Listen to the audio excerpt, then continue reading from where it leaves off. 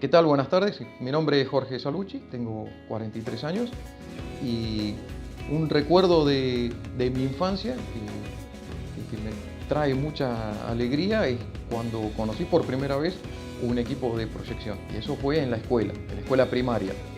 Por supuesto había que prestar atención a la película porque después en clase nos preguntaban acerca de lo que habíamos visto. Pero bueno, yo le ponía 30% de atención a la pantalla y el resto a mirar la máquina. Por suerte me habían ubicado cerca del equipo y bueno, lo podía observar en detalle. Y yo estaba embobado con eso. Y esa magia, ¿no? De que pasaba una cinta plástica y sin embargo allá los personajes tenían vida. La cosa fortuita de haber encontrado 3, 4 veces en la calle unos cuantos metros de películas de cine. La mayoría de las veces en 35 milímetros. Y otras veces unas películas más finitas que yo pensé en algún momento que eran como las de las cámaras de fotos de 110 milímetros. Muchos años después me enteraría que era 16 milímetros. En aquel momento no lo conocía. Y ver ahí todas las fotografías y apreciar la diferencia de movimiento de un cuadro al otro, la banda de sonido impresa. Mi papá me explicó que eso era la banda de sonido de la película y para mí era mágico. Y los atesoraba como quien se hubiera encontrado, no sé, una moneda de oro. Era algo espectacular.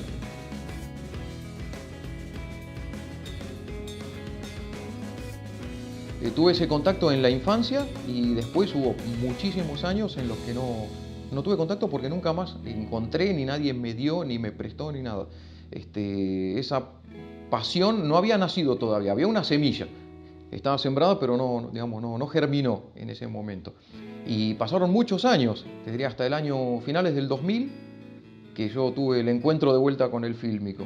Y fue en la calle, también de vuelta igual que cuando era chico. Otra vez volviendo del trabajo, encuentro una maraña, una madeja de película con muchos metros. Y cuando lo vi, bueno, directamente me transportó a mi infancia. Siempre como el crítico de cocina de la película Ratatouille, Anton Ego, cuando prueba el ratatouille y lo transporta a su infancia, bueno, a mí me pasó lo mismo con él. Y lo levanté todo, lo traje, lo limpié, lo lavé, lo enrollé y cuando lo pude ver limpio, era el último acto de Gladiador, de Ridley Scott. Toda la escena de la lucha con Cómodo, ahí en el, ¿cómo se llama?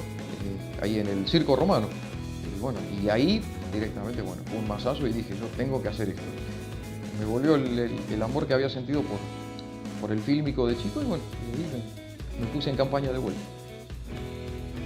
Bueno, fue vertiginoso. Si bien empecé de a poco, empecé con los medios que había en aquella época. Estamos hablando de finales del 2000, 2001, donde no había las comodidades de comunicación que hay ahora. Me manejé con lo que tenía a mano, que era la revista Segunda Mano, revista de avisos. Y bueno, y ahí había mucha gente que ofrecía equipos de cine, Super 8 principalmente. Y bueno, contacté con uno, esa persona me asesoró un poco, me mostró equipos de Super 8 y conocí por primera vez lo que era el 16 milímetros. Tanto el 16 como el Super 8, que yo no los había visto nunca. Y bueno, y a este caballero le compré un proyector Super 8 con algunas películas de dibujos animados y me obsequió un proyector de 16 milímetros mudo. No era todavía lo que yo buscaba.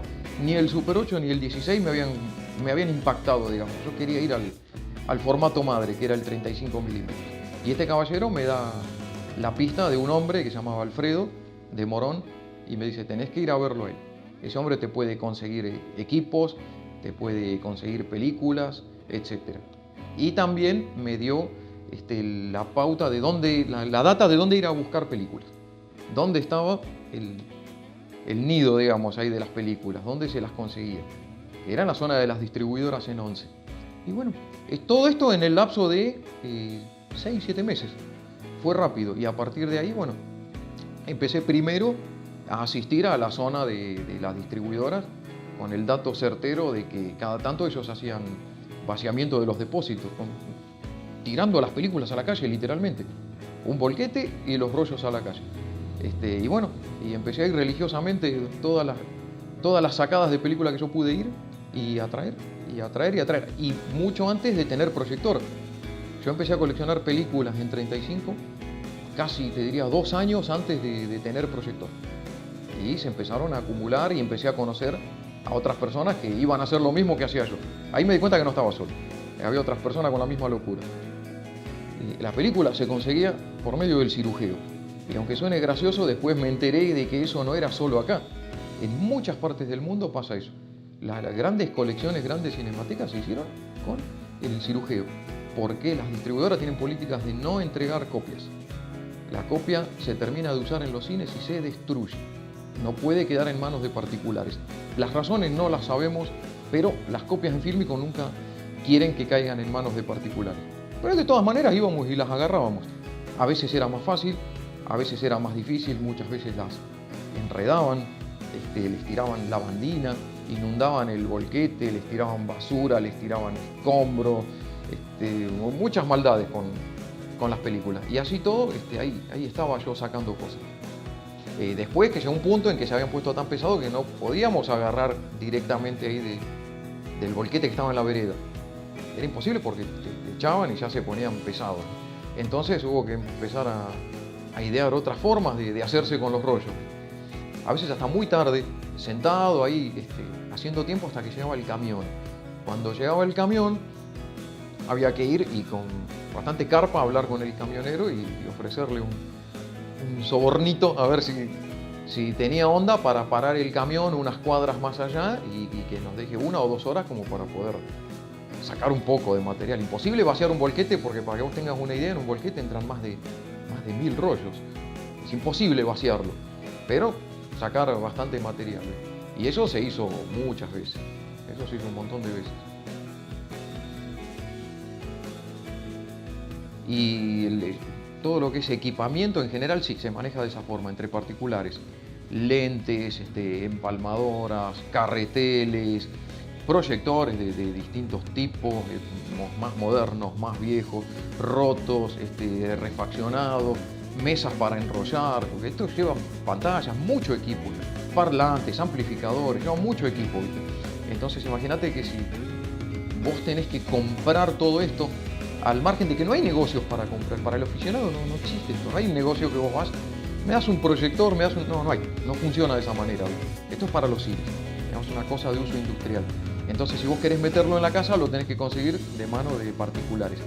Y una ventaja en eso es que el dinero en realidad es secundario hoy. Te manejas mucho con películas, se maneja mucho el trueque, el canje. No todo el mundo, de hecho muy pocos iban, como yo te conté, a los volquetes a buscar películas. Es el lugar de origen de las películas, la fuente para abastecerse de títulos. Entonces cuando levantaste muchas repetidas, eso es dinero en tus manos. Y la mayoría de las cosas que yo fui consiguiendo las conseguí pagándolas con películas.